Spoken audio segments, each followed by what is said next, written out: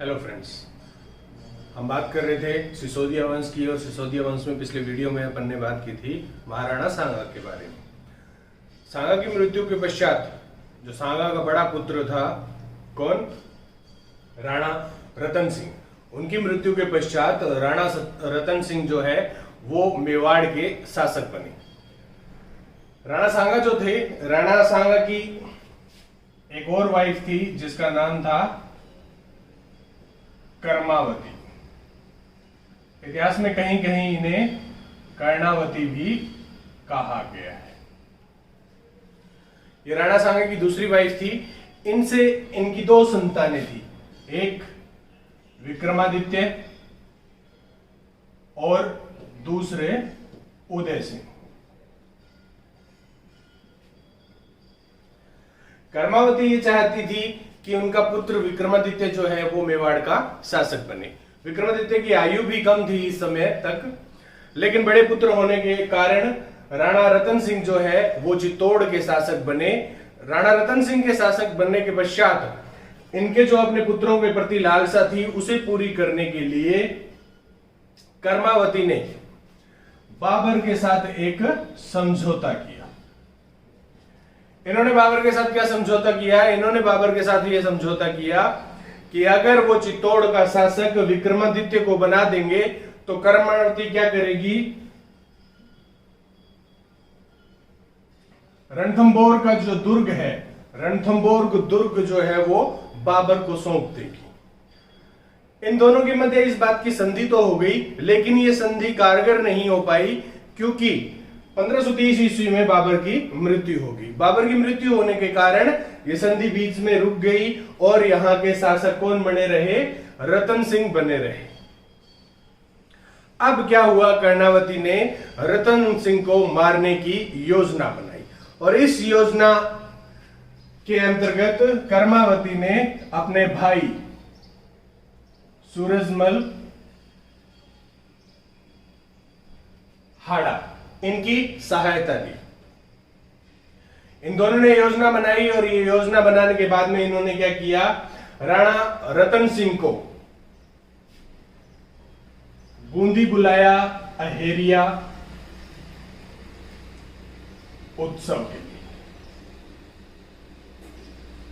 रतन सिंह अहेरिया उत्सव के लिए जब बूंदी गए तब सूरजमल हाड़ा जो है वो इन्हें शिकार पे लेके गए और शिकार को लेके इन दोनों के मध्य अनबन हो गई, क्योंकि ये तो योजना स्वरूप कार्य कर रहे थे जिसका ज्ञान जो है वो रतन सिंह को था ही नहीं।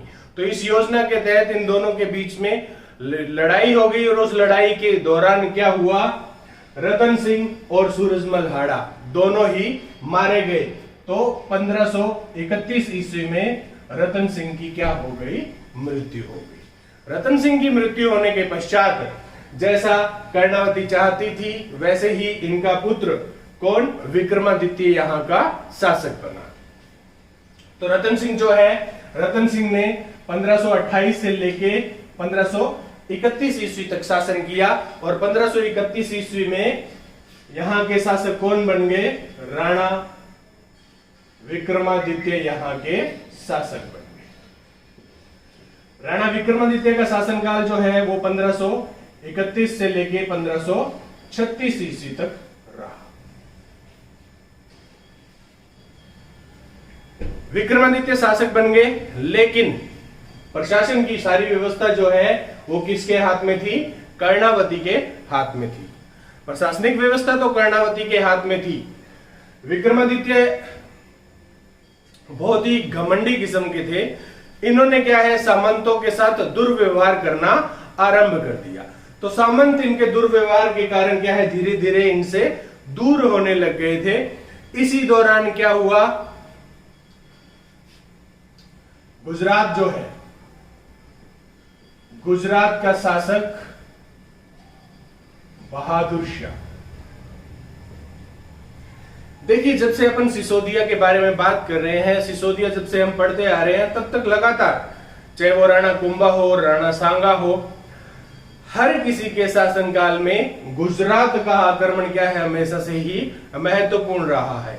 क्योंकि गुजरात ने निरंतर ये प्रयास किए हैं कि वो चित्तौड़ पर अपना अधिकार जमा सके। लेकिन यहाँ के जो शासक है उन्होंने कभी इस प्रयास को सफल नहीं होने दिया।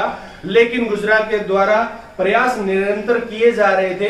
इसी के तहत गुजरात के बहादुर शाह को पता था कि विक्रमादित्य एक कमजोर शासक है, वो उनकी शक्ति का मुकाबला नहीं कर पाएगा। इसके लिए इन्होंने क्या किया, 1533 ईस्वी में चित्तौड़ पर इन्होंने क्या किया, आक्रमण किया। जब 1533 ईस्वी में चित्तौड़ पर आक्रमण किया, रानी कर्मावती को भी इस बात का ज्ञान था कि विक्रमादित्य उनका मुकाबला नहीं कर सकता है। इसके लिए फिर इन्होंने, कर्मावती जो है ये राजनीति में दक्ष महिला थी, इन्होंने क्या किया, एक बार फिर संधि का प्रस्ताव भेजा। किसकी तरफ, बाबर के पुत्र हुमायूं। इन्होंने हुमायूं को क्या है, राखी भेजी। राखी भेजने के बाद में हुमायूं को राखी भेजकर अपनी बहन की सहायता के लिए कहा। हुमायूं जो है वो इनकी सहायता के लिए मेवाड़ तक पहुंच चुका था। हुमायूं अपनी सेना लेके मेवाड़ तक आ गया। अब देखिए भी, इतिहास में इसके बाद के दो मत प्राप्त होते हैं। कुछ इतिहासकारों का ऐसा मानना है कि हुमायूं ने कर्मावती की सहायता की थी, और कुछ का मानना ऐसा है कि हुमायूं ने कर्मावती की सहायता नहीं की थी। ये दोनों बातें अभी बताता हूं मैं आपको। जब 1533 ईस्वी में बहादुर शाह ने आक्रमण किया, तब कर्मावती ने बहादुर शाह के साथ संधि की, और वही रणथंभौर का किला जो इन्होंने पहले विक्रमादित्य को शासन दिलवाने के लिए दांव पे लगाया था, अब विक्रमादित्य के शासन को बचाने के लिए दांव पे लगा दिया। तो इन्होंने क्या किया, बहादुर शाह को रणथंभौर का दुर्ग दे दिया। अब देखिए, मैंने जो कहा था कि इतिहासकारों के दो मत है, तो उन दोनों मतों में यह है कि जो इतिहासकार ऐसे बोलते हैं कि इसने राखी का सम्मान रखा था और इसने, हुमायूं ने कर्मावती की सहायता की थी। तो अगर हुमायूं ने कर्मावती की सहायता की होती तो हुमायूं बहादुर शाह को परास्त कर सकता था। बहादुर शाह अगर परास्त हो जाता तो कर्मावती को रणथंभौर देने की आवश्यकता नहीं पड़ती। तो ये जो घटना है ये इस बात को जुठला देती है कि उन्होंने, हुमायूं ने सहायता की थी। अब हुमायूं ने सहायता नहीं ही की थी, तभी इन्हें क्या है, रणथंभौर का दुर्ग जो है वो बहादुर शाह को सौंपने का। अब बहादुर शाह एक बार तो रणथंभौर का दुर्ग लेके बैठ गया, लेकिन उसकी लालसा अभी भी चित्तौड़ प्राप्त करने की थी। तो क्या है, दोबारा बहादुर शाह ने 1534 ईस्वी में दोबारा बहादुर शाह ने आक्रमण किया। कहां पर, चित्तौड़ पर आक्रमण किया। अब चित्तौड़ पर दोबारा आक्रमण किया, समस्या वही उत्पन्न थी। हुमायूं ने सहायता की नहीं थी, तो किसी दूसरे शासक से सहायता ली नहीं जा रही थी। तब कर्मावती ने क्या सोचा, कर्मावती ने अपने अधीनस्थ समस्त सामंतों को इकट्ठा किया और उन समस्त सामंतों को अपनी सहायता के लिए कहा। तो समस्त सामंतों ने इन्हें सहायता का वचन दिया और इनकी सहायता के लिए अपनी सेना तो लेके आ गए, लेकिन उन सामंतों की राय पर कर्मावती ने अपने दोनों पुत्र विक्रमादित्य और उदय सिंह, इन दोनों को ननिहाल भेज दिया। तो भाई इनका ननिहाल, इनके ननिहाल आपको पता ही है कहां था, इनका ननिहाल बूंदी में था। तो ये दोनों क्या है, अपने ननिहाल चले गए और पीछे से क्या है, चित्तौड़ की सेना और बहादुर शाह के मध्य युद्ध हुआ। ये जो युद्ध हुआ, इस युद्ध में कर्मावती जो है, इन कर्मावती ने जौहर किया था, बाकी जो सामंत युद्ध में गए थे उन लोगों ने केसरिया कहा था। तो ये घटना क्या कहलाती है, ये घटना चित्तौड़ का साका कहलाती है। चित्तौड़ का साका कौन सा साका, सोचिए, ये है चित्तौड़ का दूसरा साका। क्योंकि आप सबको पता है कि चित्तौड़ का पहला साका कब हुआ था, 1300 काल में हुआ था। किसके काल में, जब रतन सिंह और पद्मावती थे और अलाउद्दीन खिलजी ने आक्रमण किया था। तो ये क्या है, ये चित्तौड़ का दूसरा साका है। दूसरा साका कब हुआ, 8 मार्च 1535 ईस्वी में चित्तौड़ का दूसरा साका हुआ। दूसरा साका किसके द्वारा किया गया? कर्मावती के द्वारा किया गया। चित्तौड़ का पहला साका जो है वो किसके द्वारा किया गया था? पद्मिनी के द्वारा किया गया था। हो गया। इसके बाद में क्या है? चित्तौड़ पर एक बार बहादुर शाह का अधिकार हो गया, लेकिन कुछ समय पश्चात ही विक्रमादित्य वापस चित्तौड़ आए और इन्होंने चित्तौड़ को क्या है? पुनः प्राप्त कर लिया। अब चित्तौड़ पुनः प्राप्त कर तो लिया, 1535 ईस्वी में ही वापिस क्या है? विक्रमादित्य ने चित्तौड़ प्राप्त कर लिया था। अब क्या हुआ? अब मेवाड़ के इतिहास में एक अलग मोड़ आ गया। वो अलग मोड़ क्या?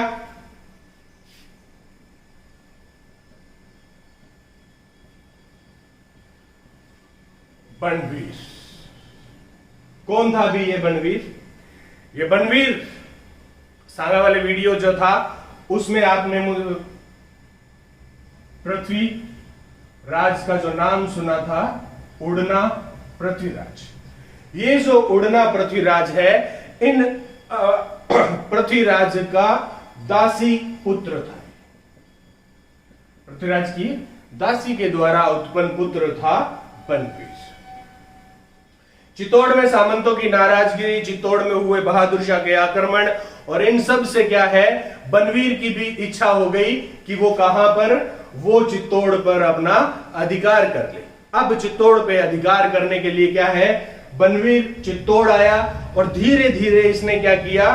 कुछ सामंतों को अपनी ओर इकट्ठा कर लिया। जैसे ही वो सामंत इसके ओर आए तो इसने क्या किया? एक रात 1536 ईस्वी में रात में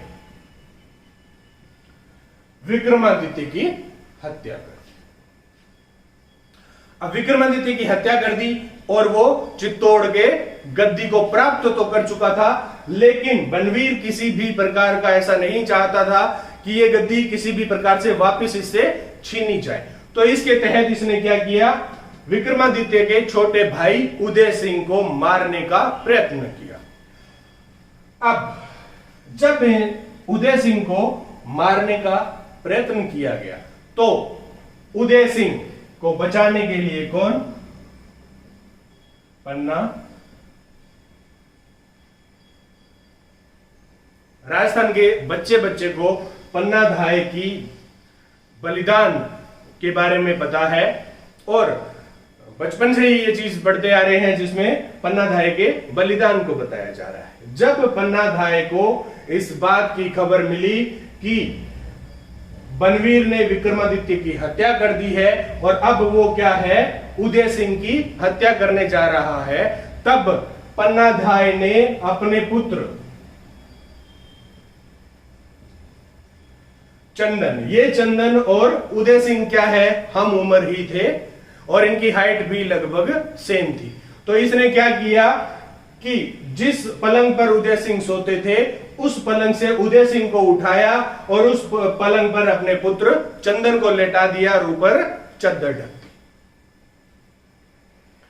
चद्दर ढक दी और उदय सिंह को वो लेके यहां से कहां चली गई? कुंभलगढ़ चली गई। पीछे से बनवीर यहां पे आया और बनवीर ने चंदन को उदय सिंह समझकर चंदन की हत्या कर दी और चित्तौड़ के सिंहासन पर बैठ गया। अब बनवीर निश्चित था कि उसने अपने विरोधियों को समाप्त कर दिया है और अब चित्तौड़ पर उसका अधिकार हो गया है। लेकिन उदय सिंह जिंदा थे। बनवीर ने शासक बनने के पश्चात वहां के सामंतों को बहुत ही बुरी उनकी स्थिति कर दी थी। वो उनके साथ किसी भी प्रकार का उचित व्यवहार नहीं करता था। कुछ तो सामंत इस बात से नाराज थे कि एक दासी पुत्र उनका शासक बन चुका है और बाकी इसका जो व्यवहार था सामंतों के प्रति, सामंत इस बात से बहुत अधिक दुखी थे।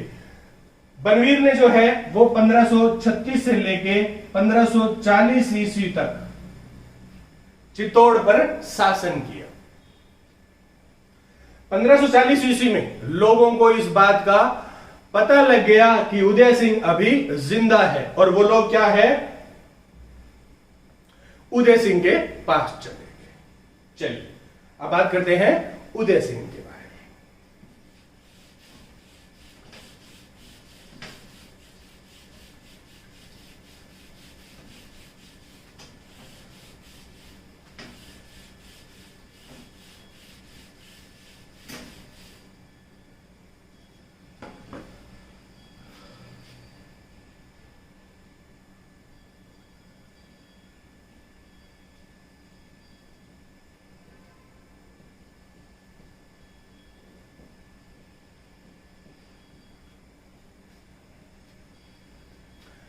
यहां से जब पन्ना राय उदय सिंह को लेके गई थी तो उसके बाद में ये कहां पे चले गए, कुंभलगढ़। कुंभलगढ़ जाने के बाद में उदय सिंह जो है, उदय सिंह ने अपनी शक्ति को बढ़ाने के लिए सोनगरा, अखेराज की पुत्री के साथ विवाह। कौन थी इनकी पुत्री? महाराणा प्रताप की वीडियो में महाराणा प्रताप की माता कौन? जयवंता बाई। इन्होंने क्या है, इनके साथ विवाह किया और अपनी स्थिति को मजबूत किया। 1540 ईस्वी में उदय सिंह अपनी सेना लेके इन्होंने चित्तौड़ पर आक्रमण किया। इस चित्तौड़ में इन्होंने क्या है, बनवीर को परास्त कर दिया और 1540 ईस्वी में पुनः एक बार सिसोदिया वंश ने चित्तौड़ पर अपना शासन शुरू कर लिया। अब बनवीर की मृत्यु के बाद में भी इतिहासकारों में दो मत है।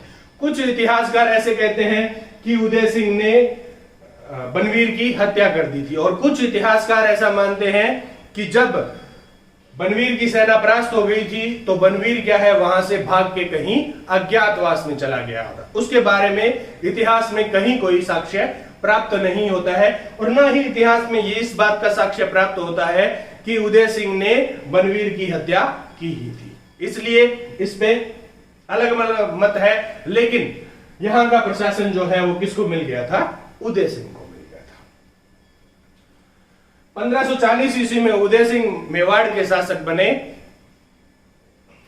1543 ईस्वी में, इस वक्त क्या है, दिल्ली सल्तनत में भारी उथल पुथल हो चुकी थी, और दिल्ली सल्तनत पर मुगलों का शासन जो है वो किस वंश के हाथ में आ गया था? सूरी वंश के हाथ में आ गया था। यानी कि हुमायूं को परास्त करके हुमायूं को भगा दिया गया था दिल्ली से, और उस वक्त दिल्ली पर शासन था किसका? शेरशाह सूरी ने 1543 ईस्वी में चित्तौड़ पर आक्रमण किया। जब इन्होंने चित्तौड़ पर आक्रमण किया तब क्या हुआ? उदय सिंह जो है, उदय सिंह ने बिना किसी युद्ध के किले की चाबियां जो है वो शेरशाह को दे दी। यानी कि एक तरह से राणा उदय सिंह ने शेरशाह की अधीनता को स्वीकार कर लिया था। शेरशाह इस बात से प्रसन्न हो गया और उसने यहां का प्रशासन जो है उदय सिंह को ही सौंपकर किले के अंदर अपना एक गवर्नर नियुक्त किया था, खवास खां। शासक इन्होंने उदय सिंह को ही बने रहने दिया और खवास खां को यहां पर छोड़कर ये पुनः दिल्ली लौट गए। 1545 ईस्वी में जब शेरशाह सूरी की मृत्यु हो गई तो शेरशाह सूरी की मृत्यु होते ही उदय सिंह ने क्या किया? इस खवास खां को मार के भगा दिया वहां से, क्योंकि अब उदय सिंह को पता लग ही गया था कि शेरशाह तो बचा नहीं है, तो उन्होंने क्या है, खवास खां को भगा दिया वहां से।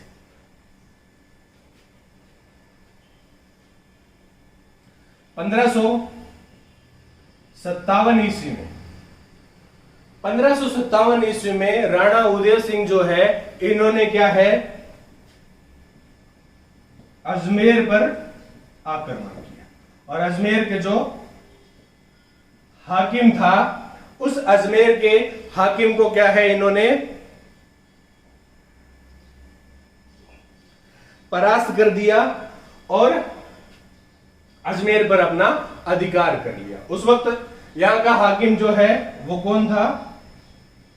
हाजी पठान था। अजमेर पर इन्होंने अपना अधिकार कर लिया। इसी वक्त वापस दिल्ली सल्तनत में क्या है? अकबर का अधिकार हो चुका था। 1559 ईस्वी में राणा उदय सिंह ने क्या है? अपने नाम से उदयपुर नगर की स्थापना की। इन्होंने नगर की नींव डाली और नई नगरी बसाने का प्रयास किया। गिरवा के पहाड़ियों के बीच में उदयपुर जो है, इन्हें बाहर की दृष्टि से बहुत ही सुरक्षात्मक स्थान लगा, इसलिए वहां उन्होंने क्या है? उदयपुर की स्थापना करवा दी। 1562 ईस्वी में 1562 ईस्वी में क्या हुआ? जब अकबर ने मालवा पर आक्रमण किया तो मालवा का शासक जो है वो जान बचाकर किसके पास आ गए?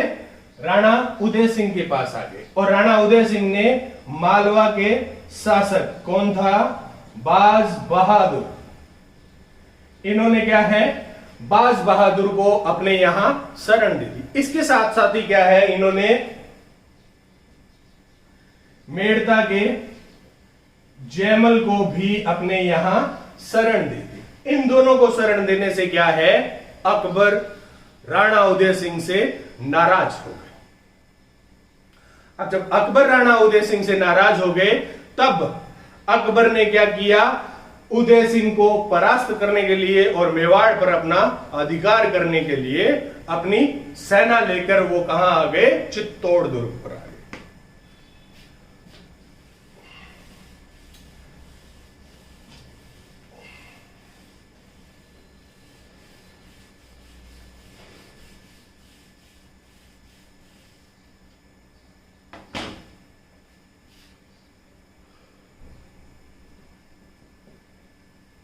चित्तौड़ का 23 अक्टूबर 1567 ईस्वी को 23 अक्टूबर 1567 ईस्वी को अकबर जो है अपनी सेना लेकर इन्होंने चित्तौड़ दुर्ग का घेरा डाला। ये अकबर जो है, अकबर ने अपनी सेना को है यहां लगभग 2-3 महीने तब तक बैठाए रखा जब तक कि उसका अधिकार कहां नहीं हो गया था? चित्तौड़ पर नहीं हो गया। जब अकबर अपनी सेना लेकर चित्तौड़ दुर्ग को घेर लिया था, तब क्या है? राणा उदय सिंह जो है, ये किले का भार जो है वो किस पर? जयमल को सौंपकर खुद कहां चले गए? गिरवा की पहाड़ियों में चले। अब यहां जो है किले का दायित्व किस पे था? जयमल पे। अब देखो, ये चित्तौड़ का जो आक्रमण है ये बहुत ही इतिहास में बहुत ही महत्वपूर्ण आक्रमण है। इस आक्रमण में क्या है? इतिहास में बहुत सारी घटनाएं हुई थी। जयमल और फतेह ने अपनी वीरता का परिचय दिया था। फतेह की पत्नी जो फूल कंवर है, उन्होंने जौहर किया था। इसके अलावा इस युद्ध में एक और महत्वपूर्ण व्यक्ति है, वो कौन है? कल्लाजी राठौर। चलिए युद्ध की बात करते हैं, युद्ध की कुछ घटनाओं की बात करते हैं। दुर्ग पर घेरा डाले रखा था। ये घेरा जो है वो अक्टूबर से लेकर क्या है? फरवरी तक चला था। तो लगभग 4 महीने अकबर को यहां पे घेरा डाले रखना पड़ा था। फिर जाके उसे क्या है? चित्तौड़ पर विजयश्री प्राप्त हुई थी। अकबर खुले में निगाह रखते थे कि दुर्ग में किसी भी प्रकार की कोई घटना होती है तो उसका अगर उन्हें किसी प्रकार का फायदा मिल सकता है तो वो उस फायदा उठाने के लिए हमेशा प्रयत्नशील रहता था। 22 फरवरी की रात को जयमल जो है वो सुरक्षा जो है उनकी किले की, उसको देखने के लिए, उसका निरीक्षण करने के लिए किले की दीवार पे घूम रहा था। उसी वक्त अकबर ने क्या किया? अपनी बंदूक से जयमल पर गोली चला दी और वो गोली जो है वो जयमल के पैर में लगी। अकबर ने जिस बंदूक से वो गोली चलाई थी उस बंदूक को अकबर के द्वारा एक नाम दिया गया था। वो नाम किस पे दिया गया था? नाम था उसका संग्राम। राणा सांगा के वीडियो में मैंने आपको बताया था कि कर्नल जेम्स टोड ने जो है राणा सांगा को क्या है सेना का भग्नावेश की संज्ञा दी थी। अकबर ने सांगा के नाम पे ही अपनी बंदूक का नाम क्या रख रखा था? संग्राम रख रखा था। उस बंदूक की गोली से क्या है जयमल घायल हो गए। जब जयमल घायल हो गए तो अगले दिन युद्ध में जयमल और फत्ता इन दोनों ने केसरिया पहना और फत्ता की पत्नी फूल कंवर के नेतृत्व में 23 फरवरी 1568 ईस्वी को क्या हुआ? चित्तौड़ में साका हुआ। अभी बात की थी अपन ने चित्तौड़ के साका के बारे में, वो था दूसरा साका और ये क्या है? चित्तौड़ का तीसरा साका, तृतीय साका। ये जो चित्तौड़ का तीसरा साका जो है, इस साका के वक्त क्या है? चैत्र कृष्ण एकादशी थी। यह बताने का मेरा उद्देश्य यह है कि चित्तौड़ दुर्ग जो है उसमें चित्तौड़ में हुए थे जो जौहर थे उनकी याद में क्या है? एक जौहर मेले का आयोजन किया जाता है। उसी के लिए मैंने आपको यह बताया है कि जिस दिन चित्तौड़ का तीसरा साका हुआ था उस दिन चैत्र कृष्ण एकादशी थी। तो उसके बाद अब कुछ समय से चैत्र कृष्ण एकादशी पर चित्तौड़ में क्या है? जौहर मेले का आयोजन किया जाता है।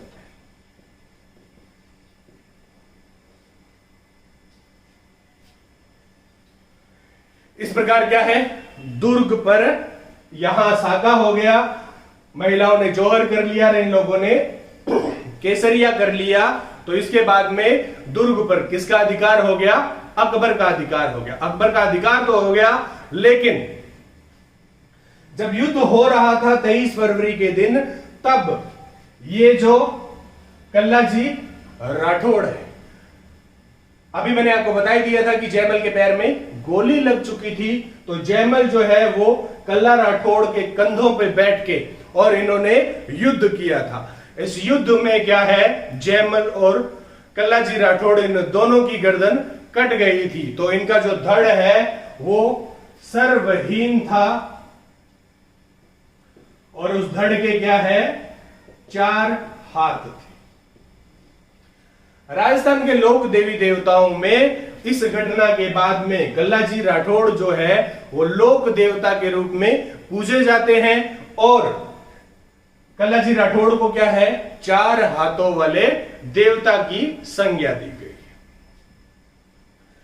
इस युद्ध में चित्तौड़ दुर्ग पर विजय प्राप्ति के पश्चात अकबर ने यहां पर कत्ले आम करवाया, नरसंहार करवाया, जिसमें लगभग 30,000 लोग मारे गए